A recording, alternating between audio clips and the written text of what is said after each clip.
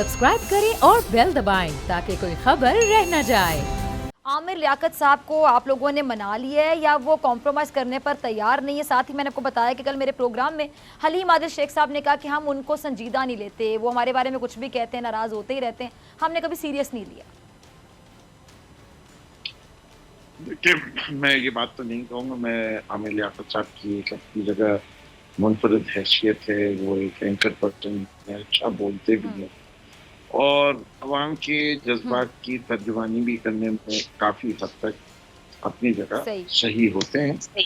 इसलिए बिल्कुल। कि 2-3 तरीके से मसले को हल किया जाता है। एक मेरा जैसा शख्स है जो कहता है मैं और लड़ूंगा, मैं मुकाबला करूंगा, मैं अगर हुआ सही वजीर आजम साहब से भी मसाइल के बयान करूंगा और मैं हल करूँ। मैं सोचता हूँ इस वाले मसले पे आमिर भाई जो हैं उन्हीं ने ज़रा जिस तरीके से अपने जज्बात का इजहार किया उसके अंदर शायद वो मैच्योरिटी नहीं है जो दिखानी चाहिए उन्हें, जिससे कि वो एमएनए भी हैं और ये पहली दफ़ा नहीं है कि वो इलेक्ट हुए।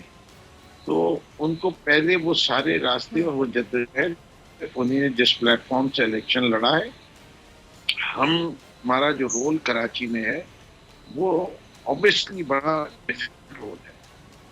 और इससे कि सिंध गवर्नमेंट जैसी नाहल गवर्नमेंट तो 12 साल से हुकूमत कर रही है और शायर कराची के साथ बदस्तूर जो सलूक कर रही है, उसके लिए उर्दू में लफ्ज़ है ज़लालत वाला, कि हमें इन्हीं ने जलील कर दिया। ये हमारी बुनियादी ज़रूरियात न देते हैं और फिर रोज आके मुंह भी चढ़ाते हैं और मजाक भी उड़ाते हैं। इससे कि ना हमें पानी देंगे, ना सफाई करेंगे, ना हमें बसें देंगे, ना हमारी सड़कों के हालात सही होंगे और फिर आके कहते हैं हम तो बड़ी खिदमत कर रहे हैं शहर और हमने तो ये कर दिया, ना लोकल बॉडीज का कोई अच्छा निज़ाम देंगे। मैं समझता हूँ कि अगर मैं आमिर भाई की जगह होता तो मैं इनके करतूत जो है वो आगाह करता और वजीर आजम से जाके वही बात करता जो मैं कर रहा हूँ कि अब वक्त आ गया है कि वफाक जो है वो इंटरवीन करे सिंध के मामलात में, या कराची का कंट्रोल संभाल ले 1429 के आर्टिकल 149(4) के तहत या आर्टिकल 140A के तहत लोकल बॉडीज का आइन के अंदर जो है मजबूत करे, या ये करे कि वो फाइनेंशियल इमरजेंसी 325 के तहत लगाए। और मैं डिमांड करता रहूंगा जब तक लोकल बॉडीज के निजाम को दुरुस्त न किया जाए। सही। अच्छा, यानी नकवी साहब आपने कहा कि उन्होंने मैच्योरिटी का इतना मुजाहिरा नहीं किया, यानी उन्होंने उस चीज़ को मैच्योरली हैंडल नहीं किया। अगर कोई गुस्सा भी था, नाराज़गी भी थी, उसको किसी और तरह से हैंडल किया जा सकता था, आपका ये कहना है। तो यानी वो तो पहले भी, इससे पहले भी नाराज़ रहे हैं, इस्तीफे की बात पहली बार नहीं हुई, नाराज़ी पहली दफ़ा नाराज़ी का इजहार नहीं किया गया, तो आप कहेंगे कि वो हर बार ही मैच्योरिटी का मुजाहिरा नहीं करते हैं? यानी मसला उनके साथ है, उनके एटीट्यूड के साथ है? नहीं, मैं समझता हूँ। देखिए, मैं जो बात कहना चाह रहा हूँ, पाकिस्तान तहरीक इंसाफ एक मुख्तलिफ किस्म की जमात है। आमिर लियाकत साहब का ये खास तौर पर अफेयर है इमरान खान साहब के साथ, और वो आपको पता है ना, वो चेयरमैन का जब ऐसे लोगों के साथ एक खास लगाव भी होता है और उन लोगों का भी एक खास लगाव होता है, तो वो अपना इजहार जो है वो मुख्तलिफ तरीके से करते हैं। सिर्फ इतना सा मसला है कि उन्हीं ने इजहार का तरीका, लगता है खान साहब ने उनका कोई एक आध दफ़ा फ़ोन नहीं उठाया होगा, इंशाल्लाह उठाएंगे, उनकी बात सुनेंगे, उनको तसल्ली देंगे। ये ऐसी बात नहीं है, पीटीआई वाला कहीं जाता नहीं है, नजीब हारून साहब के लिए भी इतना ही शोर मचा रहे। सही, ठीक है जी। जनरल साहब आपकी तरफ आना चाहूँगी।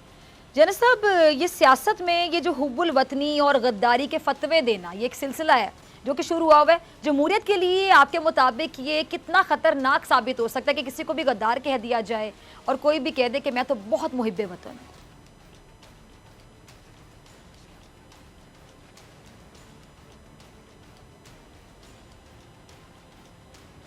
जनरल साहब, जनरल अमृतसर साहब मुझे सुन पा रहे हैं? मेरी आवाज आ रही है आपको? आई थिंक जनरल साहब को मेरी आवाज़ नहीं जा रही। ठीक है जी, मैं ठीक है, मैं अजहर साहब आपकी तरफ आती हूँ तब तक। जी जी, अब आ रही है जैनब साहब, मैं अपना सवाल दोहराऊं। मैं जानना चाह रही थी कि ये सियासत में एक नया सिलसिला शुरू हुआ है कि कोई गद्दार, कोई हुब्बुल वतनी, इस तरह के सर्टिफिकेट बांटे जाते हैं। किसी को गद्दार कह दिया जाता है, कोई कहता है कि जी मैं बहुत मुहिब्बे वतन। और बेसिकली सिलसिला जो है बहुत पुराना है, ये चलता आ रहा है, इसको खत्म हो जाना चाहिए, रुक जाना चाहिए। जमहूरियत के लिए ये चीज़ आपके मुताबिक कितनी खतरनाक साबित हो सकती है और आज तक हुई भी है? वज़ीर-ए-आज़म बनता है वो पाकिस्तान के साथ वफादारी का हल्फ उठाता है और वो जिम्मेदार आदमी होता है। उसमें कोई ऐसी चीज नहीं जिससे उसको गद्दार कहा जाए। और ये आपको याद होगा कि जब मियां नवाज शरीफ वज़ीर-ए-आज़म थे तो यही बिलावल जरदारी जो है ये कहा करता था कि जनाब मोदी का यार है, गद्दार है, गद्दार है। ये इनके मुंह को बस खुली छुट्टी मिली हुई है, लूज कैनन की तरह ये कह देते हैं। देखिए, किसी की पॉलिसीज गलत हो सकती हैं, किसी की सोच में फर्क हो सकता है, किसी के डिसीजन जो है वो ऐसे हो सकते हैं कि उससे किसी वजह से दुश्मन को फायदा पहुंच गया। लेकिन ये कहना कि वो गद्दार है वो मुनासिब नहीं है। ये रवैये बदलने चाहिए। मेरे ख्याल के मुताबिक पॉलिसीज जो है वो फर्क जरूर होता है। मियां साहब के वक्त में भारत के मामले में बड़ी नरम पॉलिसी थी, बिल्कुल हम भी शिकायत करते थे, सारे शिकायत करते थे।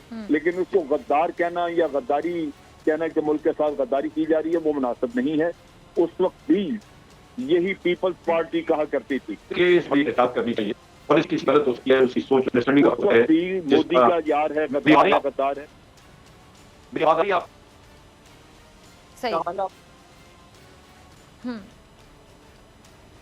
जैनब साहब के पास से दोबारा चलिए कि ये तैमूर तालपुर के साहब, लिए ये जी कोई जी अच्छा जी जैनब शुगुन साहब, नहीं है।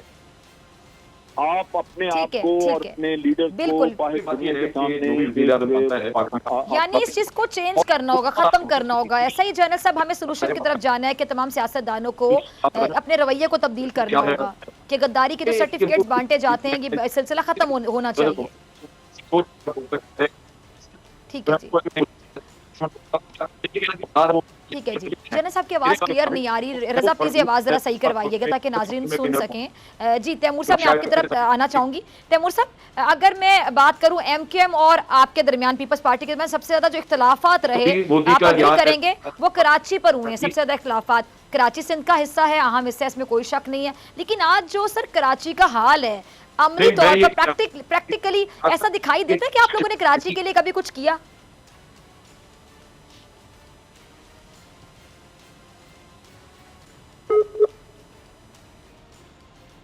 तैमूर साहब,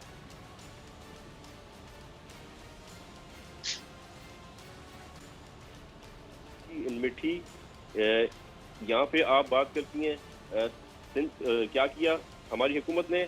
आपके सारे अंडर प्लासेस, फ्लाईओवर्स कब बने? हमारे दौर में पाकिस्तान पीपल्स पार्टी ने बनाए।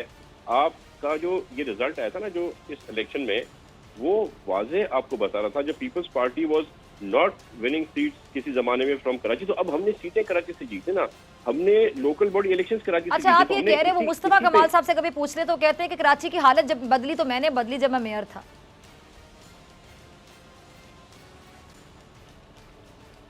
मुस्तफा कमाल साहब ने बिल्कुल काम किया था। ऐसे तो बहुत ही अनरिस्पॉन्सिबल स्टेटमेंट हो गया। मैं कहूँगी मुस्तफा कमाल साहब ने काम बिल्कुल मुस्तफा ने काम किया अपना अच्छा काम किया। पर उसके बाद पाकिस्तान पीपल्स पार्टी ने खास तौर पे, अगर आप जो हमारे पिछले ये 2 साल और इससे पिछले 2 साल 4 साल में जितना काम कराची में हुआ है, इट इज़ वर्थ मेंशनिंग। और कराची में फर्स्ट टाइम एक इंप्रेशन बना है कि yes peoples party is the party which is working for project in Karachi. तो लिहाजा ये कहना बहुत ही बायस होगा। मैं तो आपको दावत दूंगा कि आप मेहरबानी करके कभी कराची आएँ, सिंध का दौरा करें। हम आपको गवर्नमेंट ऑफ सिंध का मेहमान बनाएंगे। आप आके रास्ते देखें, आप रोड देखें, आप आके हमारे हॉस्पिटल्स विजिट करें, तो you will get the difference of how we are working now and how it used to be before. तो ये तो भी पीटीआई हुकूमत में है ना वफाकी। पीटीआई ने कौन से काम किए हैं, कौन सी स्कीमें लाए हैं? जितने हमारे मेजर प्रोजेक्ट थे, K4 था, हमारे स्कीम्स थी जो रोड्स की आनी थी, दे हैव डन नथिंग। जो इन्होंने वादे किए, इन्होंने क्या दिया? चले सिंध हुकूमत तो पंजाब पे काम कर रही है, पर वफाकी हुकूमत भी, तो वफाकी हुकूमत पावर में है, उनके पास फंड्स हैं। Why are they not doing anything?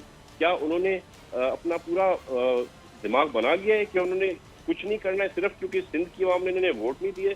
यहाँ पर आपको मैं थोड़ा बताता चलूँ, IGCP होता है programme, it's the inductive generation सही। कैपेसिटी एक्सपेंशन, जो आपका जी। सबसे बड़ा मसला चल रहा है ना कि इलेक्ट्रिक ठीक। का आपका बिजली का, तो उसमें सिंध ने 78 प्रोजेक्ट्स दिए थे हाँ। आपको, जिसमें उन्होंने फेडरल गवर्नमेंट सिर्फ 21 प्रोजेक्ट आपके अलाउ किए हैं। क्यों?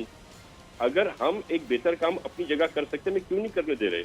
हमने 10 प्रोजेक्ट दिए थे इनको, जिसमें से हम 6,600 मेगावाट्स बिजली क्रिएट करते इसी आईजीसी। अच्छा तैमूर साहब, सॉरी मैं आपकी बात काट रही हूँ, आपने कहा कि हमें करने नहीं दे रहे, यानी आप काम करना चाहते हैं, ये करने नहीं दे रहे। नकवी साहब से मैं जवाब जरूर ले लूंगी, पहले मैं जरा आपसे कंफर्म कर लूँ कि आपने यही कहा है या मैंने गलत सुना? नहीं, हम काम करना चाहते नहीं, हम काम कर रहे हैं, पर मैं आप जिसको बता रहा हूँ कि हमने 39 प्रोजेक्ट आपने कहा करने नहीं दिया जा रहा, ये इसका मतलब क्या था? जी, अब फेडरल गवर्नमेंट के सोलर प्रोजेक्ट हमें अच्छा, करने हैं, ठीक है। विंड पावर के प्रोजेक्ट हमें करने हैं। अच्छा मैं अजहर सिद्दीक साहब की तरफ भी जाना चाहूंगी, उसके बाद में नकवी साहब आपसे तैमूर साहब की बातों का जवाब लूंगी, ठीक है? अच्छा जी जी जी जी जी तैमूर साहब जल्दी से खत्म कीजिए। अजहर साहब फिर आपकी तरफ आ जी। तैमूर साहब, प्रोजेक्ट थे हमारे जनरेशन के विंड एनर्जी के थ्रू, उन 39 प्रोजेक्ट्स में से सिर्फ 12 प्रोजेक्ट अप्रूव किए हैं।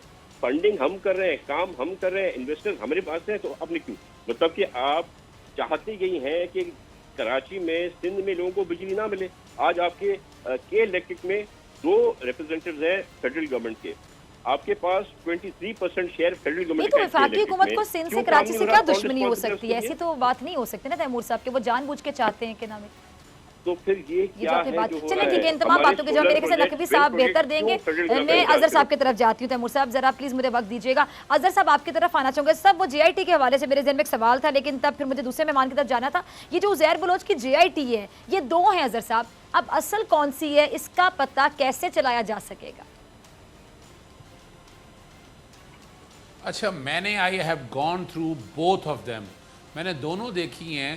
जो JIT जैदी साहब ने पेश किए हैं उसके मैंने दस्तखतों का मुवाजना किया। मैं बड़ी बात कहने लगा हूँ, मैंने उसके दस्तखतों का मुवाजना किया है। उसमें तमाम 4-5 ऑफिसर्स के, जो IB के थे, ISI के थे, MI के थे, पाकिस्तान रेंजर्स के थे, मुझे तो वो दस्तखत असली लगे। और जो JIT सिंध गवर्नमेंट ने अपलोड की उस पर आप आज भी आप जाकर देख लें, आपको दस्तखतों में फ्लुएंसी नज़र नहीं आएगी। जो एक्चुअली जो JIT बनी थी उसके 2 हिस्से थे, एक में था क्रिमिनल एलिमेंट के हवाले से, दूसरे में था जो पॉलिटिकल लोग हैं, वो जो नाम उन्होंने दिए हैं, जो लिंक सारे किए हैं। और ये देखें, ये कोई अनोखी बात नहीं है।